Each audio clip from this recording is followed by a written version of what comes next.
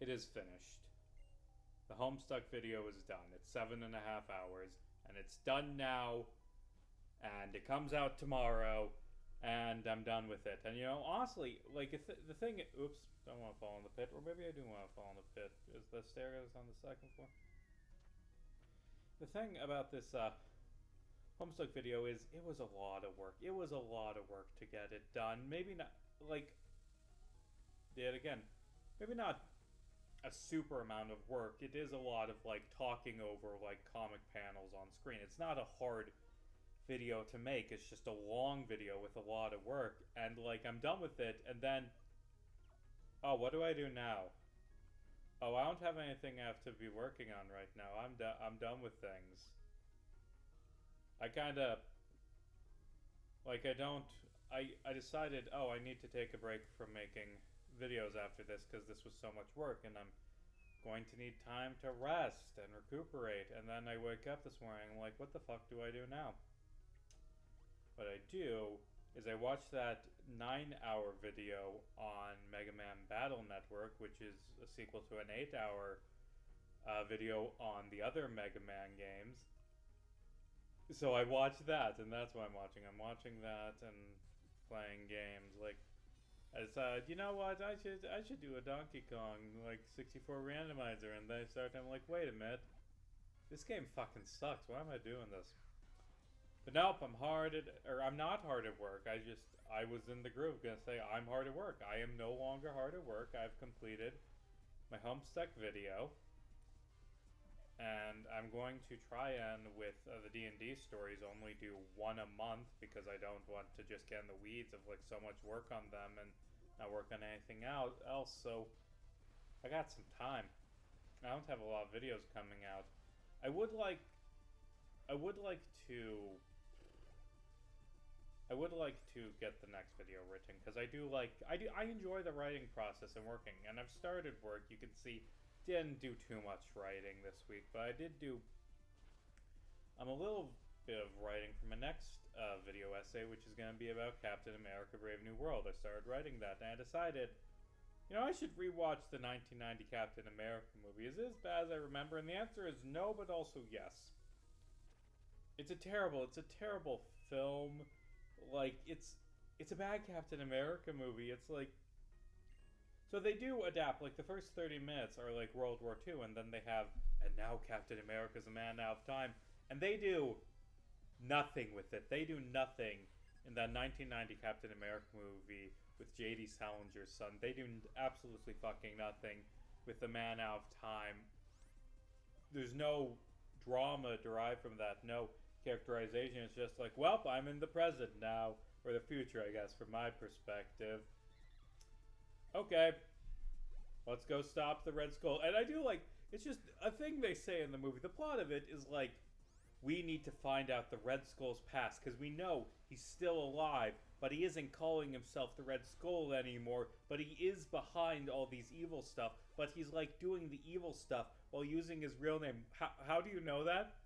Like, we know that this organization, the man in charge of it, is the Red Skull, but he's going by a different name and has changed his face, and we can figure out who he is, the guy in charge of this organization, if we just find out his real name. But how? How do you even know that he's using his real name? This is a dumb fucking movie. No, stop. So you can't run over the edges I thought you could run over the edges of these things, but apparently no, you just can't step on them at all. So basically, the plot is it's World War II, and Steve Rogers, this guy with polio, is going to have experimental super soldier. Well, actually, it begins like a decade earlier in Italy, where the Red Skull, who's Italian for some reason, I think it's because they wanted to film the rest of the movie in Italy, which is fine. It looks like a fun place to film. I like the castle at the end, but why I don't. Whatever. The Nazi is German. The Nazi is Italian for some reason. So it starts with Red Skull being kidnapped as a child and turned into the Red Skull to be this Nazi super soldier. And okay, I'm fine with this as a change. And then it cuts to World War II and Steve Rogers, this guy with polio, this Italian doctor, the equivalent of Erskine. I don't remember what they changed her name to because they also made her Italian. They made everyone fucking Italian. She like experiments on him and turns him super soldier, and then like the classic like, and then a Nazi saboteur like destroys everything. Is it running? Is it running that messes us up? They do the like classic, and then Nazi saboteur ruins everything. But how it's framed is a Nazi walks up and says, "Wow, that was a cool experiment. Hail Hitler!" and then just pulls out a gun and starts shooting, like no warning. Like, wow, nice experiment. Start shooting immediately. Which, I mean, that's how you're gonna do an assassination. And then Captain America, well, Steve Rogers, I don't have the name yet. Steve Rogers, with his newfound super strength, just grabs the Nazi and smashes him on the make you into a super soldier machine, destroying it. He smashes apart the machine that turns you into super soldiers. Why you gotta smash apart that machine, Steve? Ugh. And like I used to do a film review podcast. It wasn't very good. It was a terrible show. I didn't do a good job. But that was one of the first movies we ever covered on it. And the thing we just made fun of so much was like, hold on, that machine cured Steve's polio. Captain America just destroyed the cure for polio. Captain America just hit the... He found the machine that cures polio and he smashed a Nazi on it. And now there's no cure for polio. And then Captain America is sent on his first and only mission. And he gets captured by the Red Skull and gets tied to a rocket, and they launch him at the White House. And then it cuts to this random fucking kid who, not a good child actor, who's like just looking at the sky in Washington, D.C. And he is the only one to see this nuclear missile flying towards Washington, D.C. No one fucking else notices. The Air Force, like during, or actually it'd be still a division of the Army, but like the Army does not notice, oh wow, there's a nuclear missile flying towards Washington, D.C. I mean, we've invented radar. That was a very famous thing that we started using during this war that was very useful, but apparently it's, even though this missile appears to be moving very slow, like a kid can see for like 30 seconds as it's flying over Washington, D.C. This is a slow fucking moving missile. We couldn't detect it. No one but this kid sees it. And the kid sees as Captain America like just twists the missile and makes it miss the White House and keep flying and crash down in Alaska, which means, wow, they super overloaded that missile with fuel. Where'd they even fucking launch it from, by the way? If, like, the direction, like, I don't,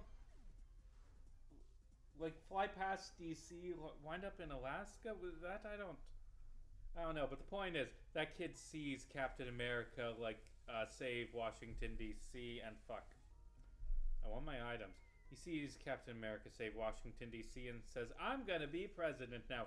And then it cuts to him as president, and he's an environmentalist, and the corporations don't like it because, you know, they're horrifically evil within the context of this movie, and also real life. And they, like, decide, let's go to our buddy, the Red Skull, who's going by his real name, and his skin isn't red anymore. Let's ask this guy to kill him, because, you know, he killed JFK, and Robert Kennedy, and Martin Luther King, all of them killed by the Red Skull. Why, though? I don't know. They don't explain, but Red Skull did kill all those dudes, and he's like, I cannot kill the president. Like, when I killed the other president, he became a martyr, so I shall brainwash the president into completely changing all of his political beliefs and becoming, like, super fuck the environment. Wahaha. So they kidnap the president. How do they kidnap the president? I don't know. They do it off screen. I'm starting to think that, like, the United States government isn't very competent in this film. Like, you lost the president, dudes. So yeah, and then Captain America unthaws in the present, and, like, this is before the president gets kidnapped, but, like, the president sees a photo of, like, we found this man buried in the ice, and he, like, calls his reporter friend, and he's like, that's the guy I saw when I was a kid very briefly who made me want to be president, that I'm the only one who saw that night. I need you to drive up to Alaska and go pick him up. So the reporter guy drives up to Alaska and just happens to run into Captain America. I'm reminded when discussing this film, I'm reminded a lot of the show Pitch Meeting, which is hosted by Ryan George. It's a great, funny show. I think it's the best of those like CinemaSins honest trailers type videos. Anyway, there's a gag in one of the episodes where the producer guy asks, so what, like some unlikely coincidence happens, and the producer's like, so what was the odds of that happening? And the writer is like, oh, 100%, because, you know, there was 0% chance I wasn't going to write it that way. Yeah, that's this film. It's a lot of random-ass coincidences. So this reporter friend just fucking runs into Captain America, and he's like, I'm gonna take you back to White House. And like, wait a minute. So you know how in like the end of the first Avenger, Captain America, like he spots the threat. He's like, that baseball game was a year earlier. You're trying to deceive me. And he like breaks out that way because he notices something's off. In this, Captain America's like, wait a minute, this is a German car, which means I'm not in the future like you said. I'm actually kidnapped by Nazis, and they put me in Alaska, and had an American dude like try to convince me that I was in the future, and yeah, Captain America's dumb. So how does Captain America, once he realizes this is a German car, and I fucking hate this dungeon, man. This dungeon fucking sucks. So what does Captain America do when he realizes where he is? He says, I would like you to pull the car over now because I am sick. And then he walks my feet away from the car, and like the very friendly reporter guy's like, hey man, are you okay? And walks up to him. And then Captain America just runs back to the car and gets in it and drives away. We don't see the reporter again. By the way, I missed this. When the reporter found Captain America, there are Nazis in Alaska who also coincidentally found him. Like armed Nazis chasing down Captain America. So there are like Nazis about, and Captain America just steals this reporter's car and leaves it. He steals the car and he just leaves the reporter in Alaska with the murderous Nazis. So I guess they're gonna kill that guy. Our hero, everyone, just stealing this guy's car and leaving him for dead. And anyway, so Captain America drives back to his home in California. He's from California for some reason. He drives back to his home in California. And I fucking hate this dungeon. He drives back to his home in California, and you're like, wait a minute. He drove from Alaska to California without like, it's only when he gets back to his hometown does he realize that, oh, that guy was telling the truth. I am in the future. So, like, he drove like 1,000 miles. He drove from Alaska to Canada and never noticed, like, anything was different. Like, he didn't turn on the radio and, like, wow, all these radio stations are saying future things. He never fucking stopped at the store for gas and noticed there were things different. He never noticed. Also, how did he get through the fucking border? That's like... I mean, it's not a super militarized border, but there are checkpoints on the American-Canadian border. He doesn't have a fucking passport or anything. And, like, I don't fucking know. So Captain America, he drives back to his home in California, and oh no, Peggy, your name is Bernice, I think. They combined a few characters, but oh no, Peggy, you're an old lady. I was married, but it's okay. Nice to see you're married and have a daughter. By the way, hey Peggy, it's a shame it didn't work out between us. I'm gonna tap that. I'm gonna date your daughter Sharon now. Okay. So he starts dating Sharon, who is Peggy's daughter, or not niece, daughter for some reason. Okay, yeah. Plot, and you want the dragon and shit. Okay, and I'm pretty sure we have to go to the museum after this. So anyway, Captain America sets out to fight Red Skull and stop him because he kidnapped the president, and they end up They end up in Italy, Captain America and Shan. By the way, Captain America doesn't wear his fucking costume in this movie. I'm like, I guess that's okay, but that's kind of lame. To be fair, it's very clearly a rubber suit. It's not like MCU quality or anything, but so Captain America and Sharon end up in Italy, and Captain America's like, I didn't want you to come with me, Sharon. I don't want you to be in danger. No, I'll be fine. And Captain America says, okay. by the way, can you pull over because I am not feeling well? And then he gets out of the car and she gets out of the car. And then he runs back and steals Shannon's car and just fucking drives away without her.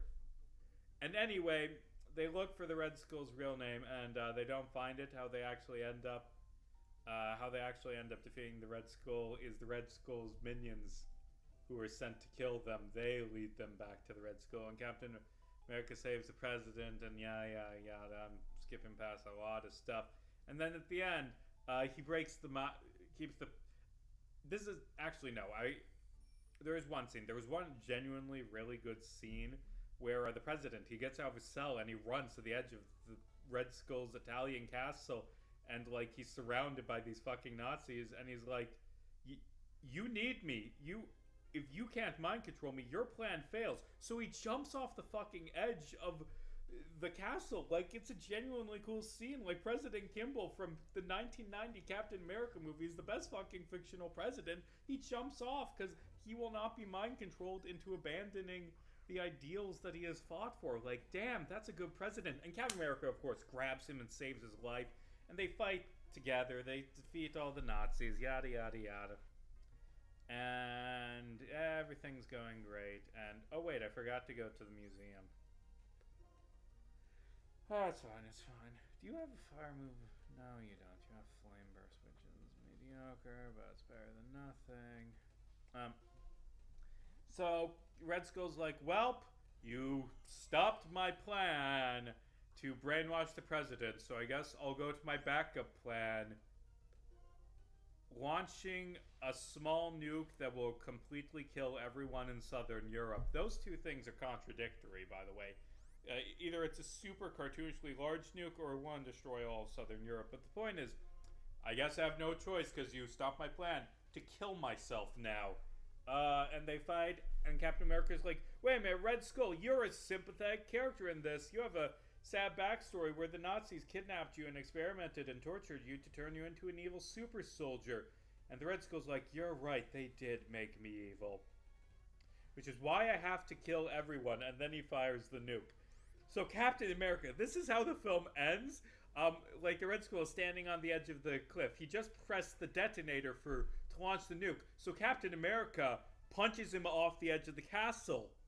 And then it just fucking ends with, like, close up on Captain America smiling.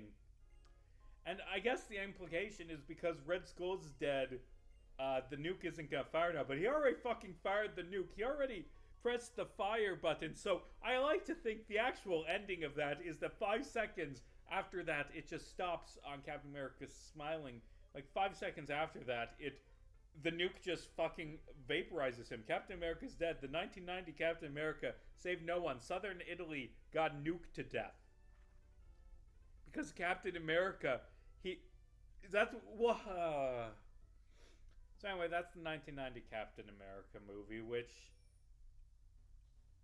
I think I like it more than Brave New World, which is what started this conversation. But Brave New World's a better made movie. Like, this is a its script is a mess. No one in this movie can fucking act. It's just a terrible movie, the 1990 Captain America movie.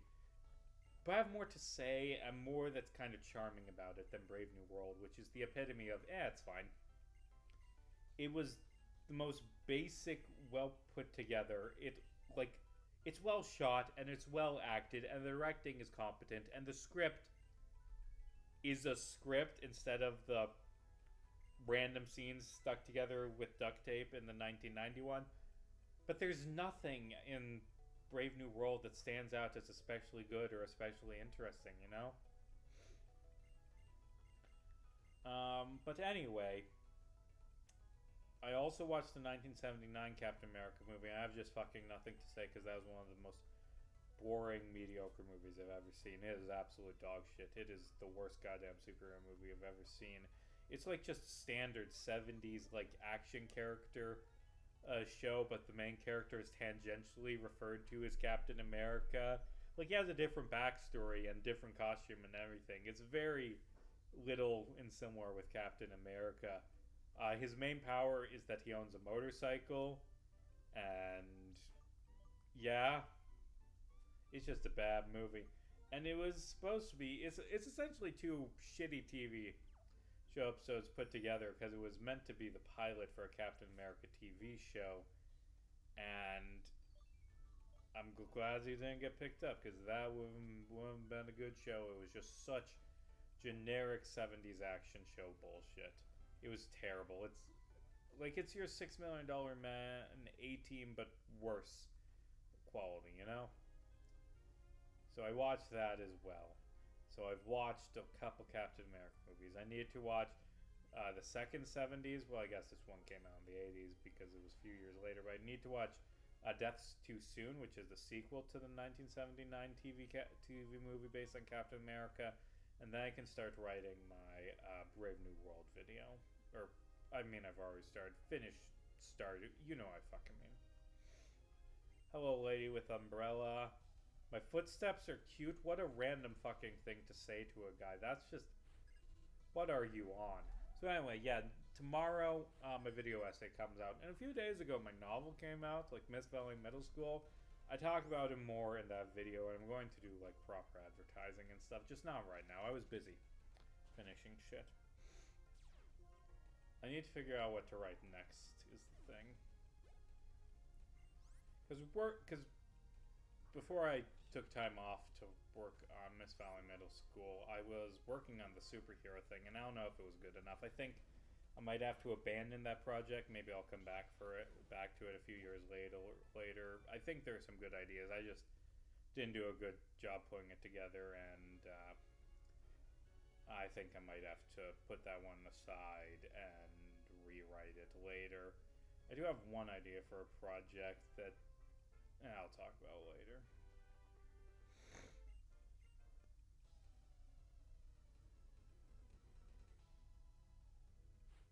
That was an awkward silence. I got nothing to talk about, though. I'm good. I'm just chilling. I can catch something in the water, I guess, with surf. Yeah, let's end this up by doing some viewer comments and getting a Pokemon. And then next time, I'll talk about the Homestuck video once it's out. Okay. Basculin is such a... who likes Basculin? It's such a mediocre Pokemon. Like, there's nothing interesting about it. It's like, ooh, it has like a red form and a blue form. Who gives a shit? It is such a dull Pokemon. It's just a fucking fish. Like, I think it's the worst Pokemon in Unova. Ha, you killed yourself. So let's catch a fish. I think I can get Palpitoad or the other one, the Stunfisk here. What will I catch? I'm going to rearrange my team because you're injured. I'm going to catch that. And yeah, that'll be the end of this. Relic Castle and Captain America. And no, actually, let's go to the longer water strip because I can go back and forth quicker there, I think. Yeah, Leech Strats. And then there's the Moor of Icarus, which is like an optional area like coming up. I guess I could do that, but why would I? Ice puzzles. Why is that lady in like fucking... Ooh, it's a rainy day outfit. Like, it's snowing. There is frozen icy pond here. What's that lady's deal? I don't know. Come on, Pokemon, show up. Do I use a repel? I don't know. I keep overshotting because, like, I've complained about this. I'm playing this on an emulator, and there's like some slight. I was repelled. There's some slight lag with my keystrokes. Okay, where are we catching? Boys? Where are we catching? Stunfisk. Sorry, I have to name someone after a Stunfisk, but Red Jirachi, who's a person I've definitely named Pokemon after them before. They appear to be on a bitch because they commented on 4 different videos of mine. But let's see, on the Elon Musk video, rather generous of you to assume Elon Musk would care he was being racist in a private conversation. That is the best goddamn called shot I've ever made, where I made a video, like a comedy skit making fun of Elon Musk, and I ended it with him saying, "We must preserve." By the way, my fucking Elon Musk voice is like just me doing an impression of the like voice Takahata from Team 4 Star uses for Guru and Crump, like just like I'm Elon Musk, like it's a fun voice I use for that. I did rewatch that video when I got the comment on it. I was too wordy and too ranty, but it's always fun having just Elon Musk like, I'll give you a horse if you'll have sex with me. But yeah, in it I end it by saying that Elon Musk, I call him a fucking Nazi. I have him accidentally mid conversation say we must preserve the white race, because like I could tell years ago, like, you know, this is a guy who's like alt-right and he has so many children. He's obsessed with, I completely misspelled your name, Red Jirachi. Elon Musk just has so many children. He's exclusively having children. We now know from his daughter, who's transgender, that he's exclusively having male children, by the way. Like, he's sex selecting via IVF to only have male children. And I got the vibe just looking at him. This is a guy, he keeps talking about how birth rates are down. This is a guy who's 5 seconds away from saying the fucking 14 words. And I was right because he started sig-hailing. Oh shit, I forgot about the Bianca fight. Reggie also says, this is on Ranky Batman's Plans to Murder His Friends. I talked about Justice League Doom in that one. In it, Vandal Savage decides to kill half the human population. And I'm like, so how do you decide which half? How do you decide what countries should be genocided? There's no non-racist answer for that. Very fucking stupid comment where it's like, huh, you talked about Dave and you didn't mention that Dave is an asshole who doesn't care about his friends and just copies the personality of his abusive brother. Yeah, I think I get Dave more than you. That's like a very F-tier take on that. Yeah, I think you're the stupid one, fuckface. Red Jirachi. Your videos add to my argument that nobody loves or hates America more than Americans. That's just such a vague thing, like the hate America. Like, what does that even fucking mean? Hate the American government, hate the culture of the United States, hate living. It's a very vague term. I hate the American government and some parts of American culture. I like the people who live here. Superheroes and status quo in my Batman the Animated Series video recommends later parts of Invincible. I fucking love Invincible. Oh, by the way, the comment. I love Invincible. It's a good show. I do enjoy it. I'm enjoying it. And, you know, honestly, my conclusion in that was a little bit of status quo is fine, is my ultimate conclusion, which is different than what I've done in the past when talking about Batman, is like, this is like just stopping and staring at myself and like, wow, that's a good analysis of the fact that the cartoon Batman from the 90s upholds the status quo and doesn't overthrow the government. Hey, is that what you wanted? Is that what you expected? Like, oh no, this show doesn't have the superhero being a woke-ass communist and overthrowing capitalism. Grow the fuck up. Like, there are more important things to... Watch something that isn't made for fucking children. Is actually making fun of myself in that at the end of that. But anyway, kicking Bianca's ass because she's a shitty trainer. And the next time I respond to some comments on my Homestuck video, 7.5 fucking hours. I'm gleefully enjoying this 9-hour Mega Man video. Like, 7.5 hours is fine. But God, who the fuck do I think I am making a 7.5 hour Homestuck video? I'm going against Aquatail. I don't like the 90 accuracy is just so shitty. It misses so much. Like, it feels like 90% accuracy misses more than 70, and I know it doesn't, but it's just like oh come on, really? When it's something like Focus Blast, you expect it to miss, but it's when something like Aquatail, it's like, shit, seriously? Well, stop fucking missing so much, is my take on it. Bianca's a shitty trainer, isn't good. And also part of it's my team is just naturally, I'm not even grinding or anything, my team's just naturally become over-leveled, and there's a bunch of boss fights back-to-back at the end of this game. So maybe I'll lose a Pokemon there, but who knows. Bye, Bianca.